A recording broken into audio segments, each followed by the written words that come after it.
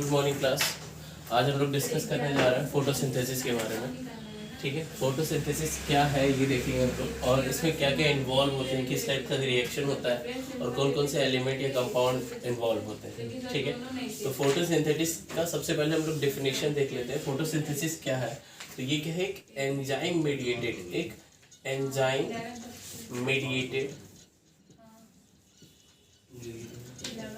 Anabolic process है एक।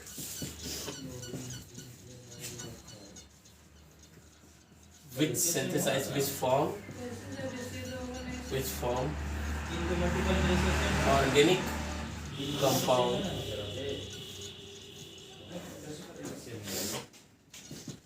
in the green cells of plant through CO2 and H2O in the presence of sunlight। की एक reaction है। Photosynthesis का मतलब होता है जिसमें कि फूड का फॉर्मेशन हो, जिसमें कि ऑर्गेनिक कंपाउंड का सिंथेसिस हो, ये क्या है, फोटोसिंथेसिस है। ठीक है, इसमें क्या क्या लगता है, ऑर्गेनिक कंपाउंड को बनाने के लिए क्या क्या रिक्वायरमेंट्स है। तो ऑर्गेनिक कंपाउंड को बनाने के लिए हमें CO2 चाहिए, H2O चाहिए, ग्रीन सेल्स चाहिए और सनलाइट चाहिए। ठीक, मीन्स कि अगर हम इसको एक सिंपल इक्वेशन में कन्वर्ट करने की कोशिश करें तो ये हम लिख सकते हैं 6CO2 plus 6H2O gives C6H12O6 plus O2 6O2। ये एक इक्वेशन है, सिंपल इक्वेशन हम बता सकते हैं फोटोसिंथेसिस का, जिसमें कि सनलाइट हम गिव्स के ऊपर दिखा देते हैं क्योंकि ये रिएक्शंस के कंडीशन है, और क्लोरोफिल।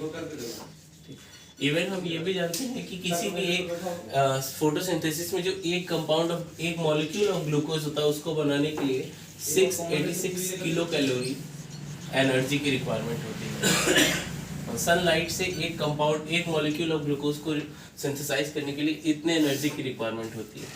अगर इसको हम थोड़ा सा मॉडिफाई करें, जैसे कि अगर पूछा जाए कि यहाँ पे वाटर का रिक्वायरमेंट क्या है, यहाँ पे H2O क्यों लिया जाता है, तो हम इस तरीके से इसको डिफाइन कर सकते हैं कि H2O यहाँ पे सिर्फ और सिर्फ इसलिए है क्योंकि ये H2O वाटर मॉलिक्यूल अपना हाइड्रोजन इसको दे पाए, मीन्स इसको क्या कर पाए, रिड्यूस कर पाए।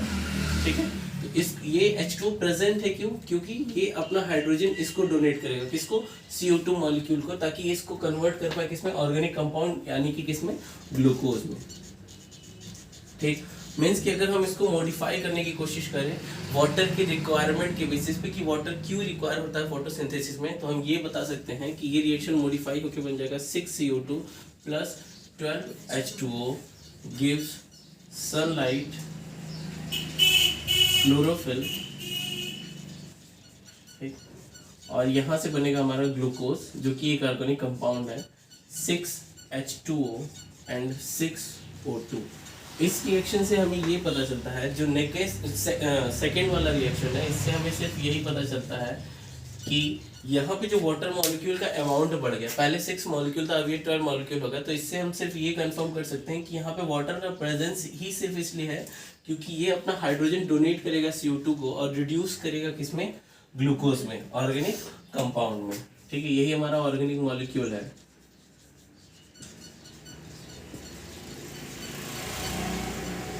ये हम लोग देख सकते हैं, ये है फोटोसिंथेसिस का एक जनरल इंट्रोडक्शन डेफिनेशंस के साथ। जैसे कि हम बता सकते हैं कि फोटोसिंथेसिस एक, अगर इस रिएक्शन को भी देखेंगे तब भी हमें पता चलेगा कि फोटोसिंथेसिस एक रिडॉक्स टाइप का रिएक्शन है, जिसमें कि रिडक्शन भी होता है और ऑक्सीडेशन भी होता है। रिलीज ऑफ ऑक्सीजन, ऑक्सीजन का फॉर्मेशन हो रहा है इसलिए ऑक्सीडेशन प्रोसेस है, और यहाँ पे CO2 जो हो रहा है वो ऑर्गेनिक कंपाउंड ग्लूकोज में कन्वर्ट हो रहा है।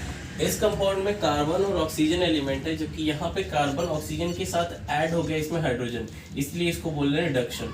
ठीक है, तो फोटोसिंथेसिस एक तरीके का रेडॉक्स टाइप का रिएक्शन है, एक तरीके का एंजाइम मेडिएटेड प्रोसेस है, एक तरीके का एनाबॉलिक प्रोसेस है। एनाबॉलिक प्रोसेस उसको बोलते हैं जिस कभी भी किसी कंपाउंड का अगर सिंथेसिस हो रहा है किसी रिएक्शंस के थ्रू, तो उसको क्या बोलते हैं? Anabolic process. ठीक है, प्रोसेसेस दो तरीके के होते हैं जिसको बोलते हैं हम लोग एनाबॉलिक और कैटाबॉलिक प्रोसेस। इन दोनों को मिला के हम लोग बॉडी में जितने होने वाले रिएक्शंस हैं उसको हम लोग क्या बोलते हैं? Metabolic processes. ठीक है, ये है फोटोसिंथेसिस का इंट्रोडक्शन। इसके बारे में अगर बात किया जाए इसके बाद, तो इसका हिस्ट्री हम देख सकते हैं कि हिस्ट्री क्या रहा है, मतलब फोटोसिंथेसिस कैसे इवॉल्व हुआ, कैसे इसके बारे में डिस्कवरी हुई। तो सबसे पहले जो साइंटिस्ट थे वो है साइंटिस्ट जोसेफ प्रिस्टले। ठीक, जोसेफ प्रिस्टले क्या बताते हैं? तो जोसेफ प्रिस्टले क्लास हम लोग 10th में ये एक्सपेरिमेंट पढ़ चुके हैं, क्लास 10th में भी है, क्लास 8th में भी ये एक्सपेरिमेंट है कि इन्होंने एक बॉक्स लिया था, एक ग्लास जार लिया था, बेल जार टाइप का। इसमें एक कैंडल रखा हुआ था इन्होंने, ठीक है, और एक यहाँ पे छोटा सा माइस रखा हुआ था इन्होंने, एक छोटा सा यहाँ पे माउस रखा हुआ था इन्होंने, और एक कैंडल था यहाँ पे। देखा इन्होंने कि जब इसको ग्लास जार से कवर कर दिया गया लाइट के एब्सेंस में, तो ये कैंडल भी बुझ गया और ये माउस भी डेथ कर गया कुछ टाइम बाद। ठीक है, लेकिन इसी के साथ नेक्स्ट एक्सपेरिमेंट में इन्होंने क्या ऐड कर दिया? सेम सेटअप था, लेकिन इस बेल जार के अंदर इन्होंने कैंडल रखा, एक माउस रखा, और इसके साथ रख दिया एक मिंट का प्लांट। ये इसमें इंपॉर्टेंट चीज आ गई कि इन्होंने इस सेटअप में ऐड कर दिया एक मिंट का प्लांट। तो इस मिंट के प्लांट को ऐड करने के बाद देखा गया कि ना ही ये कैंडल बुझा, ना ही ये ब्लो आउट हुआ ये कैंडल, और ना ही ये माउस डाइट किया। ठीक है, मतलब ये डेथ भी नहीं किया और ये कैंडल भी नहीं बुझ पाया। इसका मतलब कि इस ऑर्गेनिजम्स की बॉडी से कुछ ऐसा निकलता है जो कि इस पूरे एयर को क्या कर देता है? इम्प्योर कर देता है। ठीक, और ये प्लांट क्या करता है? इस प्लांट की बॉडी से कुछ ऐसा निकलता है इस पूरे एयर को क्या कर देता है? प्योर कर देता है, जिसकी वजह से ये ऑर्गेनिज्म सरवाइव कर जाते हैं। ठीक है, तो बाद में इन्हीं के एक्सपेरिमेंट से बाद में पता चला कि ये जो प्लांट से जो कुछ भी निकलता है उसको क्या बोलते हैं? उसको बोलते हैं ऑक्सीजन गैस। मतलब इन्होंने देखा कि ये डार्क कंडीशन में सेटअप है। ये कैसे कंडीशन में है? डार्क कंडीशन में है, और ये लाइट कंडीशन में है प्लांट के साथ। ठीक है, इसको डार्क और लाइट दोनों कंडीशन में ये सेटअप किया गया था, लाइट एंड डार्क कंडीशन में। तब भी यहाँ पे माइस जो क्या किया, डाइट कर गया और कैंडल पे बुझ गया था। लेकिन लाइट कंडीशन में जब मिंट प्लांट के साथ किया गया, देखा गया कि यहाँ पे कैंडल भी जल रहा था और माउस भी सरवाइव किया हुआ था। तो इसका मतलब कि मिंट के प्लांट से कुछ ऐसा कंपाउंड निकला था या कुछ निकला था जिसकी वजह से ये यहाँ के पूरे एयर को प्योर कर दिया। प्योर करने की वजह से क्या हो गया? ये भी जला रह गया और ये भी सरवाइव कर गया। बाद में पता चला कि ये कंपाउंड या ये जो सब्सटेंस जो मिंट प्लांट से निकल रहा है वो क्या है? ऑक्सीजन गैस है। ठीक है, क्या है? Oxygen gas. तो इसीलिए बोला भी जाता है कि जोसेफ प्रिस्टले क्या है? ऑक्सीजन का डिस्कवर किए हैं। क्या किए हैं? ये डिस्कवर्ड किए हैं किसको? ऑक्सीजन गैस को। ऑक्सीजन गैस के डिस्कवरर है कौन? Joseph Presley. ठीक है, इसके बाद अगर हम इसमें नेक्स्ट टॉपिक पे बात करें, एक तो चीज आपको ये मिल जाए, दूसरा चीज ये मिल जाए। अब इसमें तरीके का पहले कैसे निकालते हैं इसका? 3 का स्क्वायर प्लस में 3 का नेक्स्ट साइंटिस्ट जो आते हैं वो साइंटिस्ट है जैन इंगेनहाउस।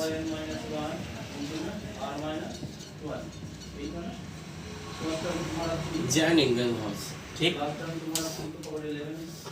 इन्होंने क्या किया? इन्होंने बताया कि प्लांट के लिए, प्लांट में जो क्या करता है, प्लांट क्या करता है? सोलर एनर्जी को केमिकल एनर्जी में कन्वर्ट करने का काम करता है। 3 का क्यूब होगा 3 का स्क्वायर कितना है? 3 इन रखते थे कितना? 11 चल ना, और कितना? 3 माइनस में 1। इसके साथ एक और साइंटिस्ट थे जॉन इंगेनहाउस के साथ एक और साइंटिस्ट थे, इनका नाम था वॉन मेयर। इसी में रखिएगा। ये दो साइंटिस्ट मिलके क्या किए, ये बताया कि ग्रीन प्लांट क्या करता है, सोलर एनर्जी को कन्वर्ट करता है किसमें, केमिकल एनर्जी में, ठीक है, जिससे कि प्लांट अपना फूड सिंथेसाइज करते हैं। जो प्लांट है वो ग्रीन सन के लाइट को कन्वर्ट कर देता है केमिकल एनर्जी में, जो कि कंज्यूमेबल फॉर्म है, ठीक है। इसके बाद एक साइंटिस्ट आते हैं जिनका नाम क्या है, वॉन नील साइंटिस्ट, ठीक है। इन्होंने क्या बताया, इन्होंने बताया कि कार्बन जो फोटोसिंथेसिस का रिएक्शन है, उस रिएक्शन में जो ऑक्सीजन रिलीज होता है, रिएक्शन है 6 CO2 plus 12 H2O gives chlorophyll, sunlight gives C6H12O6 plus 6H2O plus 6O2, ठीक है। तो इन्होंने ये बताया कि यहाँ पे कुछ कंपाउंड्स में एक्चुअली क्या है कि वॉन नील काम करते थे किसके ऊपर, ये काम करते थे बैक्टीरियल फोटोसिंथेसिस पे, वर्क ऑन बैक्टीरियल फोटोसिंथेसिस। ये बैक्टीरियल फोटोसिंथेसिस पे काम करते थे। ऐसा कौन सा बैक्टीरिया जो फोटोसिंथेसिस कर सकता है, तो एक होता है पर्पल, ठीक है, और एक होता है green sulphur bacteria, green sulphur bacteria. इस बैक्टीरियल फोटोसिंथेसिस पे ये काम करते थे, और यहाँ पे इन्होंने देखा कि यहाँ पे भी फोटोसिंथेसिस हो रहा है और यहाँ पे भी ऑर्गेनिक कंपाउंड का सिंथेसिस हो रहा है, लेकिन यहाँ पे जो हाइड्रोजन डोनर है वो H2O नहीं था।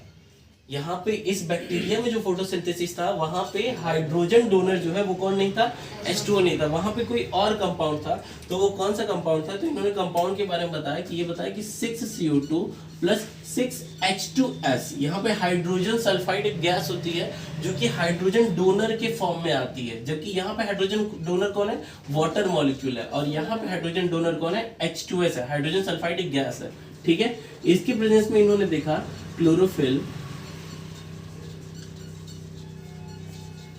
सनलाइट। जब ये रिएक्शन इन्होंने इसको ड्रॉ किया तो देखा कि यहाँ पे ग्लूकोज का सिंथेसिस एज सच हो रहा है, लेकिन यहाँ पे क्या और सिंथेसाइज हो गया, सल्फाइड गैस सिंथेसाइज हो गई, 6 molecule of sulphide gas release हो गई।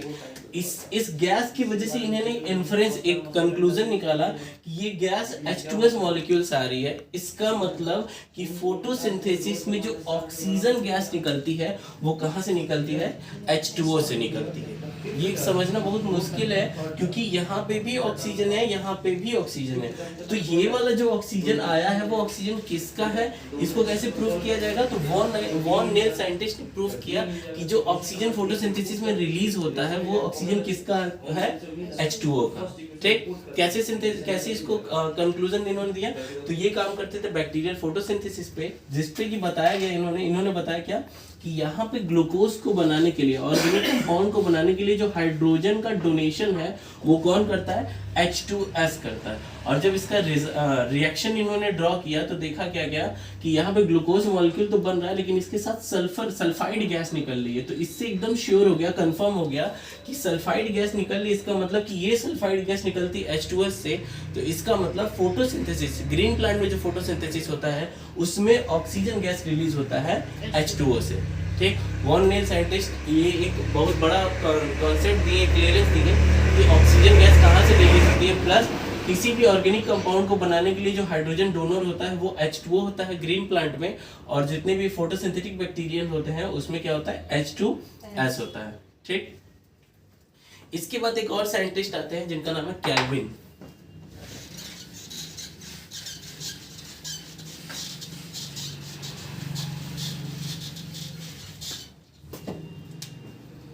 इसके बाद एक और साइंटिस्ट आते हैं जिनका नाम है कैल्विन, ठीक। ये साइंटिस्ट क्या किए, कार्बन का फिक्सेशन, मतलब CO2 कैसे कन्वर्ट होता है ग्लूकोज में, इसका एक पाथवे इन्होंने दिया, एक पूरा सर्कुलर पाथवे दिया जिसका नाम इन्होंने रखा था कैल्विन साइकिल। क्या नाम रखा इन्होंने, कैल्विन साइकिल। एक पूरा पाथवे दिया किसके लिए, कार्बन फिक्सेशन का, given the pathway for the carbon fixation.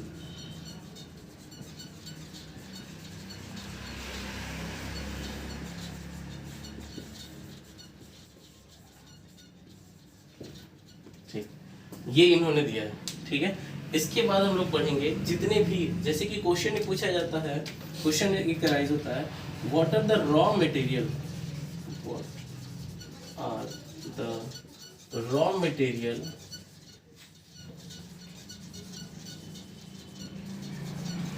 For photosynthesis,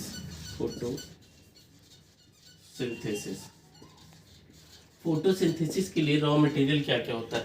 तो कई लोगों का आंसर होता है कि sir CO2, H2O, chlorophyll, sunlight, जबकि ऐसा कुछ नहीं है। रॉ मटेरियल सिर्फ और सिर्फ कौन है, CO2 और H2O, ये इसके रॉ मटेरियल है, ठीक है, जो कि प्लांट में रिक्वायरमेंट होते हैं अलग से। बाकी ग्रीन लीफ में क्लोरोफिल प्रेजेंट है और सनलाइट एक नेचुरल सोर्स ऑफ एनर्जी है, ठीक है।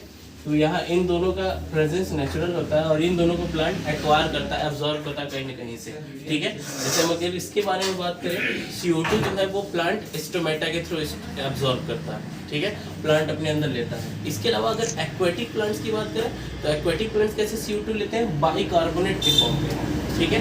CO2 जो है वो प्लांट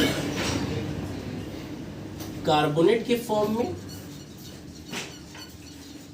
एंड CO2 की फॉर्म में कहां से लेता है बेटा, एटमॉस्फेयर से। कहां से लेता है, एटमॉस्फेयर से, ठीक। इसके अलावा CO2, अगर कोई प्लांट एक्वेटिक है, ये तो लैंड प्लांट है, ये कौन सा प्लांट है बेटा, लैंड प्लांट, टेरेस्ट्रियल प्लांट जो है वो इस फॉर्म में ले रहा है, CO2 को किस फॉर्म में ले रहा है, कार्बोनेट और CO2 के फॉर्म में ले रहा है। लेकिन अगर जो एक्वेटिक प्लांट है वो कैसे लेगा, वो लेता है बाइकार्बोनेट के फॉर्म में। किस फॉर्म में, बाइकार्बोनेट के फॉर्म में, जो एक्वेटिक प्लांट्स होते हैं वो, ठीक है। एक्वेटिक प्लांट बाइकार्बोनेट के फॉर्म में CO2 को एब्जॉर्ब करते हैं, ठीक है। ये होता है CO2 कैसे आता है। इसके बाद अगर बात की जाए H2O, तो H2O क्या है, वाटर है, ठीक है। ये सॉइल से आ सकता है, अगर एक्वेटिक प्लांट है तो वो डायरेक्टली इसके जनरल बॉडी सरफेस से ही एब्जॉर्ब हो जाएगा, ठीक है। रूट से एब्जॉर्ब होगा ही, लेकिन जनरल बॉडी सरफेस से भी क्या हो जाएगा, एब्जॉर्ब हो जाएगा, ठीक। कंप्लीट करते हैं आज का टॉपिक यहीं पर।